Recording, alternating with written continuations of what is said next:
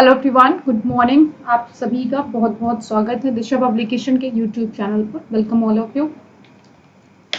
चलिए, तो इस सीरीज को आगे बढ़ाते हुए हम डिस्कस करेंगे कॉग्निशन एंड इमोशंस टॉपिक, संज्ञान एवं संवेग। ओके, तो इससे पहले जितनी भी इस सीरीज में जितने भी टॉपिक हुए हैं उन सबका आप लोग प्रॉपर नोट्स बनाइए। और उसके अलावा अभी जो आपका दिसंबर 2022 में अभी आपका एग्जाम होगा, देन वो नोट्स आपको डेफिनेटली काम आएंगे। ओके, वन मोर थिंग कि ये आपका थ्योरी कोर्स है, इसके अलावा जब हम प्रैक्टिस कवर करेंगे तो वहां पर ये पूरी जितनी थ्योरी हम पढ़ रहे हैं वो सब आपको काम आने वाली है, इसलिए थोड़ा सा सीरियसली होकर के, ठीक है, पूरा जितना भी थ्योरी उसको कवर कर लो। बाकी अगर आप फर्स्ट टाइम विजिट करें देन प्लीज चैनल को आप लोग सब्सक्राइब कीजिए, और सेशन अगर आपको पसंद आता है then please do like. Okay, तो कॉग्निशन एंड इमोशन में सबसे पहले हम डिस्कस करेंगे कॉग्निशन टॉपिक को, यानी कि संज्ञान।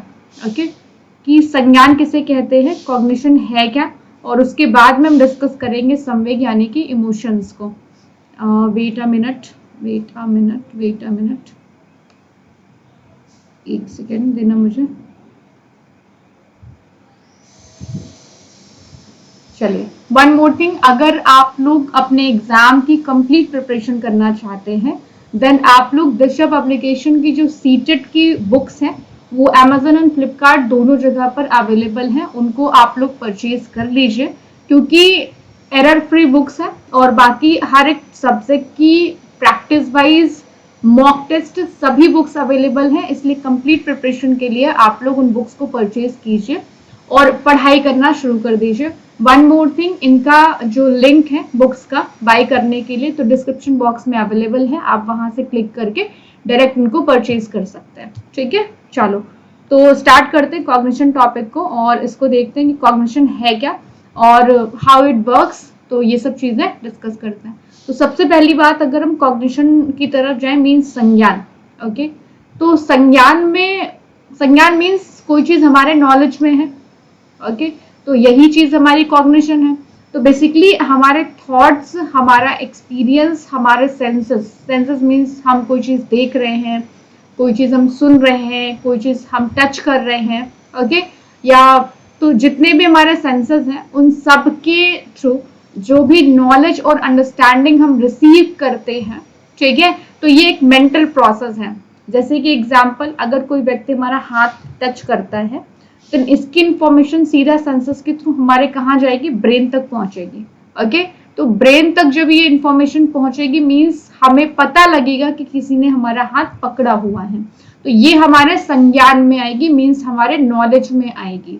तो इसी टर्म को हम कहते हैं कॉग्निशन मींस संज्ञान, कि विचार, अनुभव, इंद्रियों के माध्यम से ज्ञान और समझ प्राप्त करने की mental process, this is called cognition. ठीक है, तो भाई इस कॉग्निशन टॉपिक में हम दो थ्योरीज को पढ़ेंगे, एक तो जेरोम ब्रूनर की कॉग्निटिव लर्निंग थ्योरी और एक हम पढ़ेंगे बेंजामिन ब्लूम की थ्योरी। ठीक है, तो इन दोनों थ्योरीज को हम देखेंगे, मोस्ट इंपॉर्टेंट थ्योरी है, पूछी जाती है आपके एग्जाम में। ओके, तो सबसे पहले हम डिस्कस करेंगे ब्रूनर का जो कॉग्निटिव लर्निंग थ्योरी है उसको देखते हैं।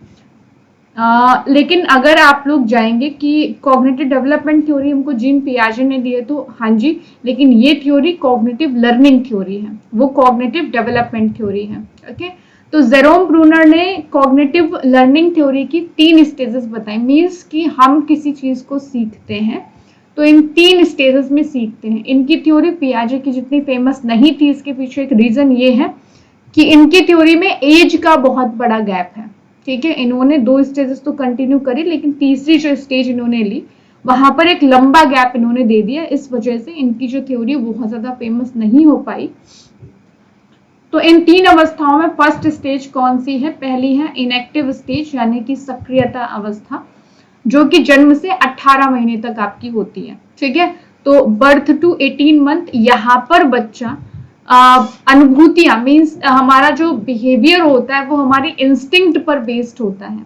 इंस्टिंक्ट का मतलब है जैसे कि जो चीजें हमारे अंदर जन्म से ही मौजूद हैं, लाइक हंसना, रोना, मुस्कुराना, ये सब चीजें हमारे अंदर जन्म से ही मौजूद है ना, डर जाना।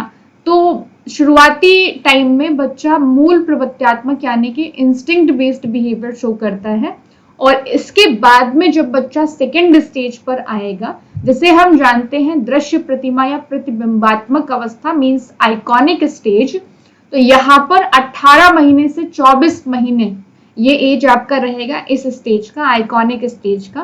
तो यहाँ पर बच्चा वस्तु को देख करके सीखता है, ठीक है, वस्तुओं को देखकर बच्चा इस स्टेज में सीखेगा, ठीक, मीन्स चीजों को देखेगा, ऑब्जर्व करेगा और उसी के बेस पे उसके जो भी नॉलेज है वो क्रिएट होता है। ओके, अगला है सांकेतिक अवस्था। अब देखो बहुत लंबा गैप दिया है इन्होंने कि सीधा 24 महीने के बाद में 7+ है ना, सिंबॉलिक स्टेज आ गई, तो एक गैप बहुत ज्यादा हो गया, सीक्वेंस में नहीं इनकी थ्योरी रही।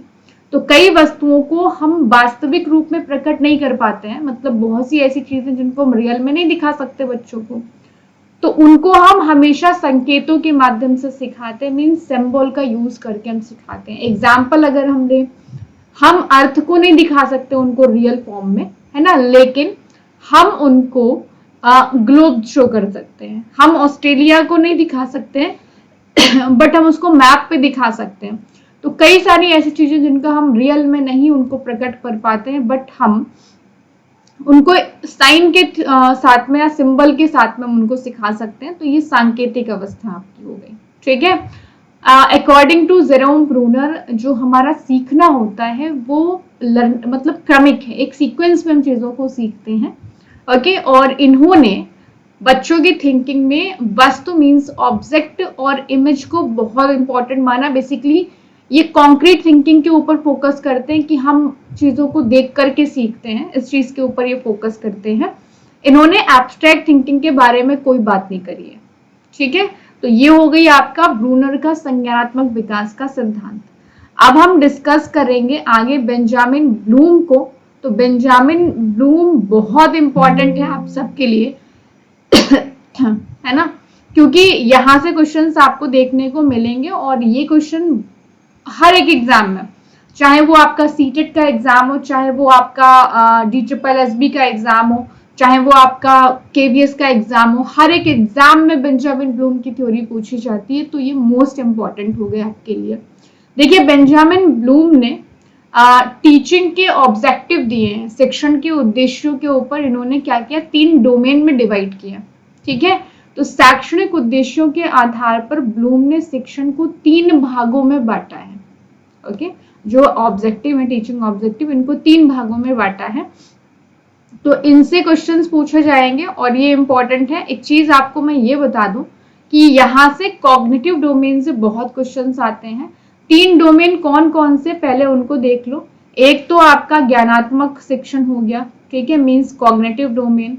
एक भावात्मक हो गया, मीन्स अफेक्टिव डोमेन।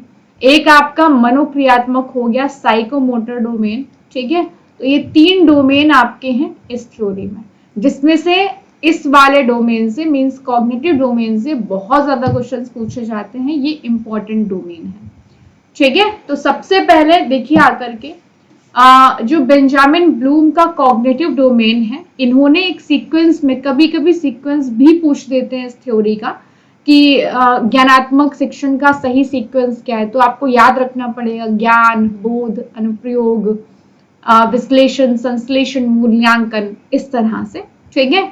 तो भाई हाँ, यहाँ पर हम बात करते हैं सब ज्ञान जो है वो हमारा सबसे निम्न स्तर है, लोएस्ट लेवल है, और जो इवैल्यूएशन है वो हमारा सबसे हाईएस्ट स्तर है, ठीक है, उच्च स्तर है, ठीक। इतना याद रखना, पूछ देते हैं कि निम्न में से कौन सा बेंजामिन ब्लूम के ज्ञानात्मक शिक्षण का सबसे निम्न स्तर है, सबसे उच्च स्तर है, ये तक क्वेश्चन पूछे जाते हैं आपसे, ठीक है। तो ज्ञान के बारे में हम बात करते हैं। अब ज्ञान में समझिएगा, जैसे कि किसी चीज को हम याद कर लेते हैं, है ना, या किसी चीज को जस्ट पहचानना, तो इसे हम कहते हैं नॉलेज। जैसे कि हमको पता है यहाँ पियाजे की भी कोई थ्योरी होती है, ब्लूम की भी कोई थ्योरी होती है, तो मेरे नॉलेज में है, मुझको पता है ये चीज, ठीक है। किसी व्यक्ति का नाम पता होना, ओके, तो ये सब है कि हमें पता है, नॉलेज में है मेरे। अब उसी चीज के बारे में जब हम थोड़ा सा डिटेल में जाते हैं, उस चीज के ऊपर हम अपनी समझ बनाते हैं, तो इसे हम कहते हैं कॉम्प्रिहेंशन, ठीक है। मीन्स इसी चीज, जो चीज हमको पता है उस चीज के ऊपर अपनी समझ बनाना, इसे हम कहते हैं कॉम्प्रिहेंशन, यानी कि बोध। ठीक है। अब जब हम अपनी समझ बना लेंगे तो उसी चीज को हम इम्प्लीमेंट करेंगे, अप्लाई करेंगे, तो अनुप्रयोग ये आपका हो गया। ठीक है, समझ बनाने के बाद ही तो उसे इम्प्लीमेंट कर पाएंगे, तो इसे हम कहते हैं अनुप्रयोग। ठीक है, और उसके बाद में हम करते हैं एनालिसिस। मीन्स हमने चीजों को पढ़ा, समझा, इम्प्लीमेंट किया, अब हम एनालिसिस करना भी सीख जाते हैं अगले स्टेप पे। तो एनालिसिस में क्या होता है, ध्यान दीजिएगा, चीजों को टुकड़ों में डिवाइड करके हम अंतर करना शुरू कर देते हैं। मीन्स मान लीजिए कि मैं आपसे बोलूं कि पियाजे और वाइगोत्स्की की थ्योरी में अंतर क्या है, अंतर में डिफरेंसेस अगर पूछूं तो आपको भी क्या करना पड़ेगा, आपको एनालिसिस करना पड़ेगा। ठीक है, तो हम यहाँ पर डिफरेंसेस कर सकते हैं लोगों में, उनको क्लासिफाई करने के लिए हमें इन सब जगहों पर वर्गीकरण का प्रयोग करना, विश्लेषण का प्रयोग करना पड़ता है, एनालिसिस हम यूज करते हैं। इसके बाद में अगर हम सिंथेसिस के बारे में बात करें तो हमने जो चीजों को सीखा है, तोड़ा था, समझा था, अंतर किया था, अब हम यहाँ पर क्या करेंगे, उन सब चीजों को आपस में जोड़ करके, जैसे नहीं कहते हैं कि भाई इस चीज को आप संक्षिप्त में लिखिए, समराइज करिए, है ना, या किसी चीज को डिफेंड करो। ओके, तो इस तरह से यहाँ पर काम करता है हमारा सिंथेसिस। ठीक, तो ये हो गया सिंथेसिस। और उसके बाद में अगर आपसे किसी चीज की वैल्यू जज करने को कह दिया जाए कि मीन्स इस चीज को आप इवैल्यूएट करो, कितनी फायदेमंद ये चीज है हमारे लिए, ठीक है, तो यहाँ पर हमको इवैल्यूएशन करना पड़ता है। तो ये है कॉग्निटिव डोमेन। देखो कॉग्निटिव डोमेन जो आपका है, इसको एक है ना, मतलब चेंज भी हुआ है, नया भी एक आया है, जिसमें से संश्लेषण वाले की जगह पर नया वाला मैं आपको डोमेन बता देती हूँ। ठीक है, नए डोमेन में क्या था, ज्ञान था, बोध, सॉरी एक सेकेंड, याद करना, रिमेम्बरिंग, अंडरस्टैंडिंग, समझ, ठीक है, अप्लाई,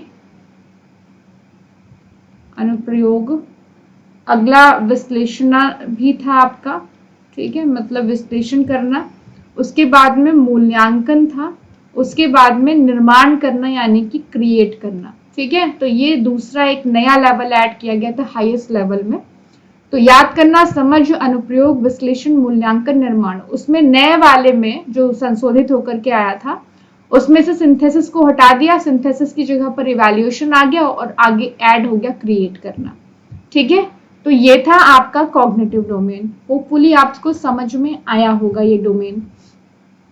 अब हम आगे डिस्कस करेंगे, ठीक है, किसको, तो देखिए आकर के अब हम बात करते हैं भावात्मक शिक्षण के बारे में, मींस अफेक्टिव डोमेन को डिस्कस करते हैं। तो भाई अफेक्टिव डोमेन में क्या होता है, अफेक्टिव डोमेन ये हमारी फीलिंग्स के साथ में जुड़ा हुआ है। ठीक है, हमारे इमोशन, हमारी देखो पीछे वाला हमारे नॉलेज वाले पार्ट के साथ जुड़ा था, ये वाला हमारी फीलिंग्स वगैरह के साथ में जुड़ा हुआ है। ठीक है, तो अफेक्टिव डोमेन। अब हम किसी भी फीलिंग को कैसे डेवलप करते हैं, किसी इमोशन को कैसे डेवलप करते हैं, उसके ऊपर इसमें बात करी गई। ठीक है, तो सबसे पहले हम किसी चीज को, किसी भी इंफॉर्मेशन को रिसीव करते हैं। ठीक है, हम किसी भी इंफॉर्मेशन को फर्स्ट क्या करेंगे, रिसीव करेंगे। रिसीव करने के बाद में हम उसके ऊपर रिस्पॉन्ड करते हैं, उत्तर देते हैं उस चीज के ऊपर। ठीक है, जैसे नहीं हम लोग व्हाट्सएप पे एक मैसेज रिसीव करते हैं, देन उसी मैसेज के ऊपर हम एक रिस्पॉन्स देते हैं।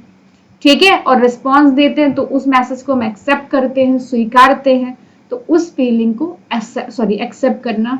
ठीक है, उसके बाद में उसको एक सीक्वेंस में समायोजित कर देना, एडजस्ट कर देना, और फिर उसी एक फीलिंग को क्या करते हैं, हम विकसित करते हैं, डेवलप करते हैं। समटाइम्स जो क्वेश्चन पूछे जाते हैं वो ऐसे भी पूछ देते हैं कि निम्न में से कौन सा ज्ञानात्मक शिक्षण का भाग है या भावात्मक शिक्षण में नहीं है, तो आपको ये याद रखने पड़ेंगे। ठीक है, कि किसमें कौन कौन से स्टेप आते हैं। ओके, और इनका सही सीक्वेंस आपको ध्यान देना पड़ेगा।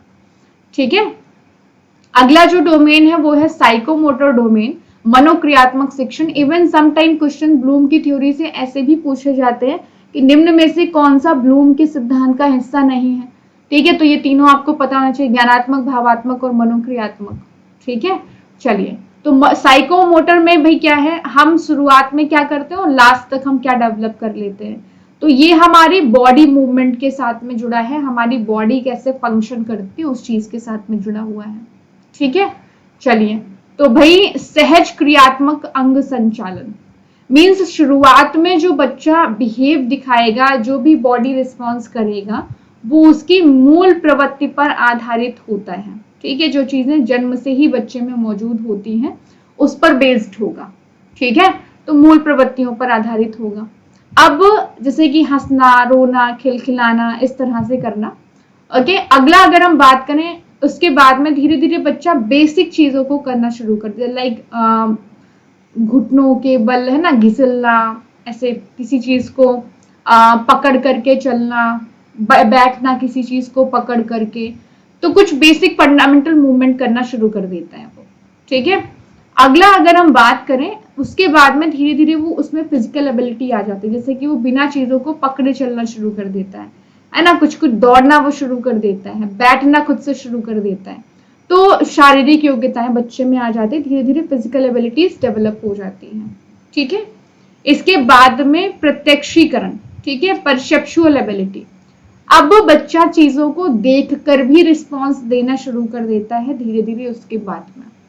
ठीक है, और इसके बाद में धीरे धीरे बच्चा स्किल्ड मूवमेंट को सीख जाता है। स्किल्ड मूवमेंट का मतलब होता है कोई स्किल सीखना, लाइक तैरना, है ना, जंप करना, साइकिल चलाना, तो ऐसी चीजों को करना बच्चा सीख जाता है। ठीक है, इसके बाद में फिर आता है सांकेतिक संप्रेषण, नॉन डिस्कर्सिव कम्युनिकेशन। मीन्स उसके बाद में बच्चा धीरे धीरे सिर्फ जेस्चर्स के माध्यम से ही एक दूसरे के साथ में इंटरैक्ट करना शुरू कर देता है, बातचीत करना, लाइक आईब्रोज के थ्रू, या किधर जा रहे थे, है ना, तो इस तरह से वो बातचीत करना शुरू कर देता है। तो ये था हमारा ब्लूम का थ्योरी। हमने जो इम्पोर्टेंट चीजें थी उनको समझा है इसमें।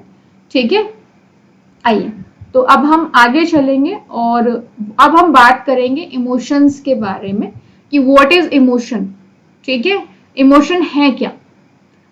तो भाई सबसे पहली बात तो इमोशन आप सबको पता है, जो हम आंसू बहाते हैं, जो हम रोते हैं, है ना, जो हम खुश हो जाते हैं एकदम से, जो हम कभी गुस्से में आ जाते हैं, तो ये सब हमारे इमोशंस हैं। जो हम डर जाते हैं कभी कभी, ये दिस इज ऑल इमोशंस।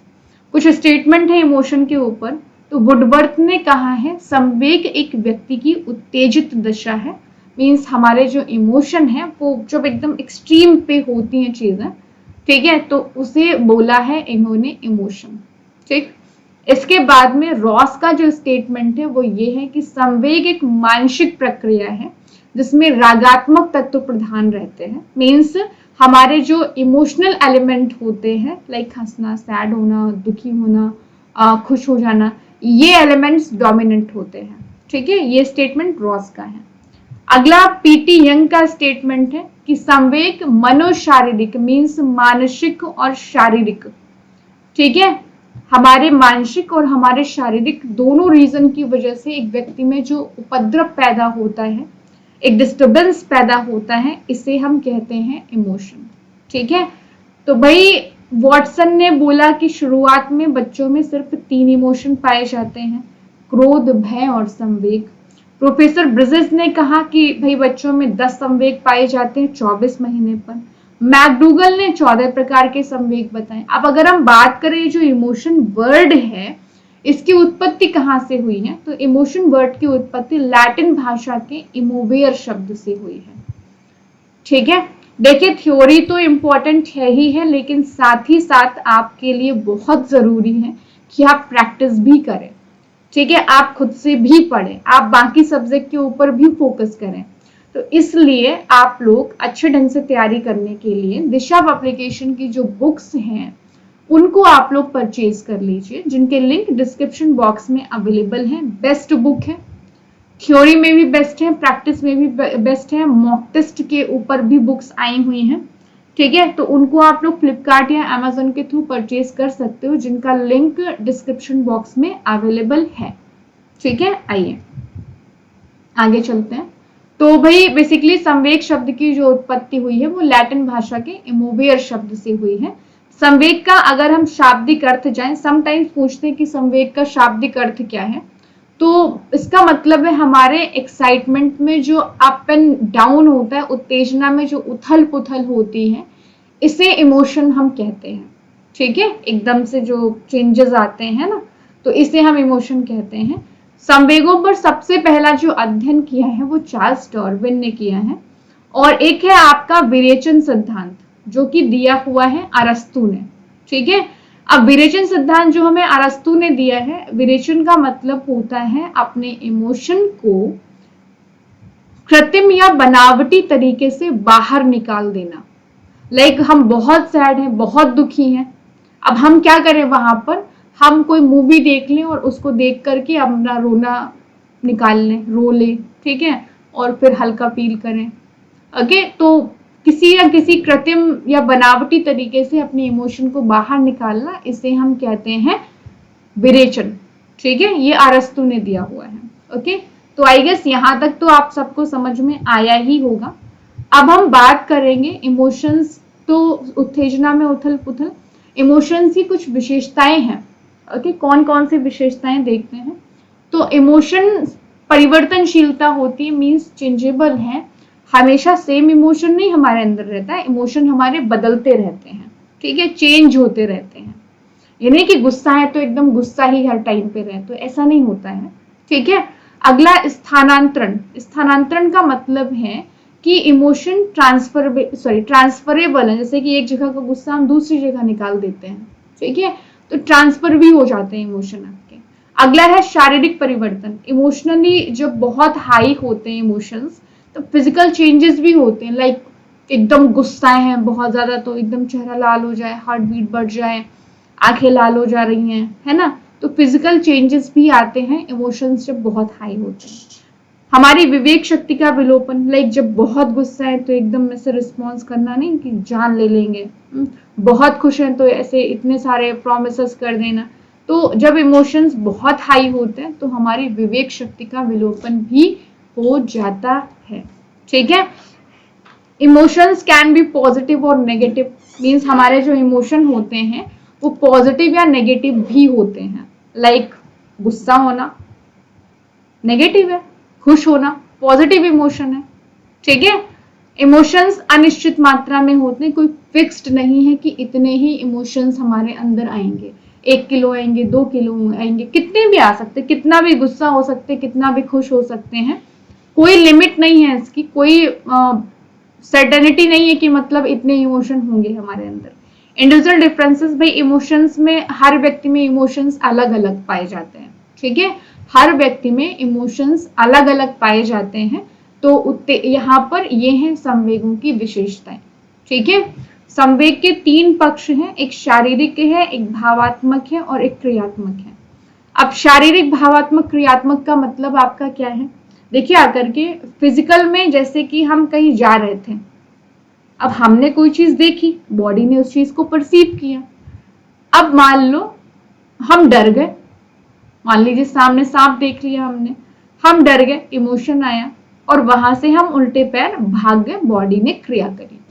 ठीक है, तो इमोशंस के हमारे 3 एस्पेक्ट होते हैं, शारीरिक, भावात्मक और क्रियात्मक। तो आई गेस यहां तक आप सबको समझ में आ गया होगा, है ना। इम्पॉर्टेंट टॉपिक इसमें आपका कौन सा वाला है, इमोशंस भी इम्पॉर्टेंट है कि भाई इमोशन का किस तरह से इन्फ्लुएंस होता है। ठीक है, वो चीज इम्पॉर्टेंट है आपके लिए। और इसके अलावा अगर हम बात करें कि भाई हमारे इमोशंस लर्निंग में क्या रोल प्ले करते हैं, मीन्स हमारा अधिगम कैसा होता है इमोशंस से, तो हमारे अधिगम में नेगेटिव इमोशन होगा, नेगेटिव इन्फ्लुएंस करेंगे, पॉजिटिव इमोशन होगा, पॉजिटिव इफेक्ट डालेंगे। तो हमारे अधिगम में इमोशंस का एक इम्पॉर्टेंट रोल होता है। ठीक है, चलिए, तो अब हम संवेगों के सिद्धांत को डिस्कस करेंगे। इमोशंस की जो थ्योरीज है उनको देख लेते हैं, कौन कौन सी थ्योरीज है। तो भाई पहला है जेम्स लैंग का सिद्धांत। जेम्स लैंग का सिद्धांत क्या कहता है, तो देखते हैं इसको। ये एनसीईआरटी में दिए गए सिद्धांत है, इंपॉर्टेंट सिद्धांत है। एक सेकेंड रुको, हाँ जी। तो जेम्स लैंग का सिद्धांत कहता है कि अनुभूति पहले होगी, व्यवहार बाद में होगा। मीन्स किसी चीज के बारे में हमको पहले पता लगता है और उसके बाद रिस्पॉन्स हम करते हैं, ठीक है। जैसे कि मेरे को कोई चीज पहले पता लगे, है ना, उसके बाद में रिस्पॉन्स करें। जनरली हम लोग यही करते हैं, किसी ने हमको बताया कि ऐसा ऐसा हुआ है वहां पे, उसके बाद में एकदम गुस्सा आ गया हमको, अरे ऐसा कैसे कर सकते हैं वो, है ना। तो जेम्स लैंग का सिद्धांत ये कहता है कि पहले हमको पता लगता है, फिर हम बिहेवियर दिखाते हैं किसी चीज के ऊपर, ठीक है। ये हो गया। अगला है सेक्टर सिंगर का सिद्धांत। सेक्टर सिंगर का सिद्धांत कहता है कि संवेग का प्रकटीकरण उद्दीपक पर नहीं डिपेंड करता है, बल्कि मानसिक स्थिति पर निर्भर करता है।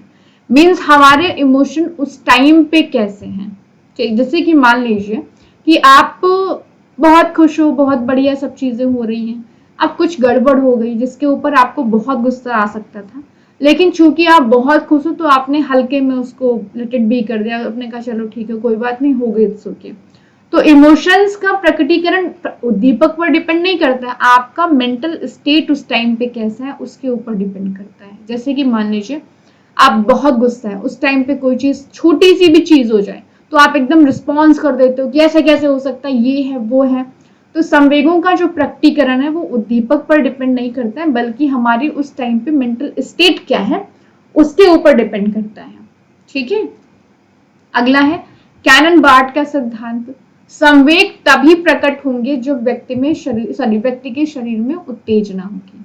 मीन्स हमारे इमोशंस कब प्रकट होंगे, हमारे इमोशंस तभी प्रकट होते हैं जब हमारी बॉडी में थोड़ी सी भी एनर्जी होगी।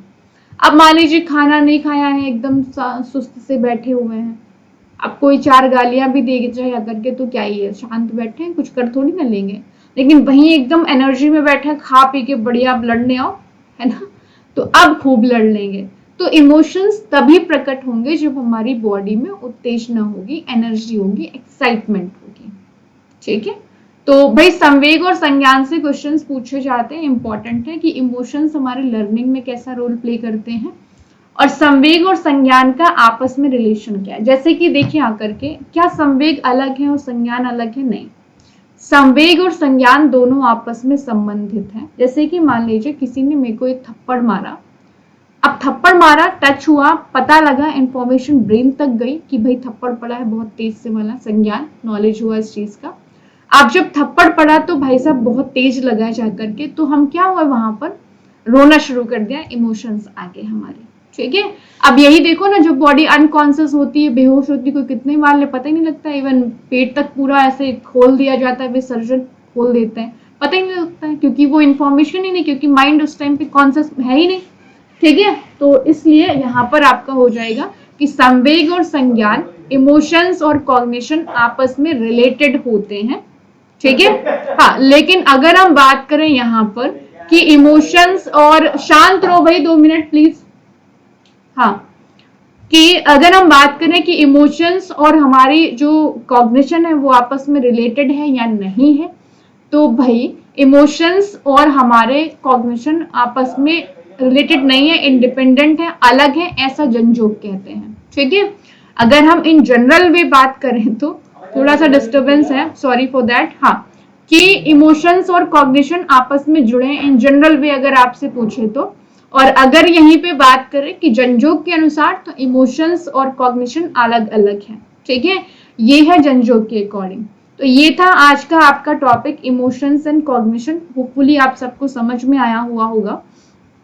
तो एक बार ही आप लोग सारी स्लाइड देख लो कि हमने कहाँ से स्टार्ट किया था। टॉपिक है थोड़ा सा बड़ा, लेकिन है ना, जितना इम्पोर्टेंट है आपके लिए सीटेट के एग्जाम या आपके DSSB KVS किसी के लिए भी, तो इतना इनफ है, ठीक है। आ जाओ, तो यहाँ से स्टार्ट होता है आपका, ठीक है। हमने सबसे पहले ब्रूनर की थ्योरी को पढ़ा था और देन हम गए थे बेंजामिन ब्लूम की थ्योरी पर। आप लोग कमेंट बॉक्स में कमेंट तो जरूर किया करो कि आपको समझ में आई कि नहीं आई, आपको कहाँ पर प्रॉब्लम हो रही है, तो वो तो एटलीस्ट आप लोग बता ही दिया करो, ठीक है।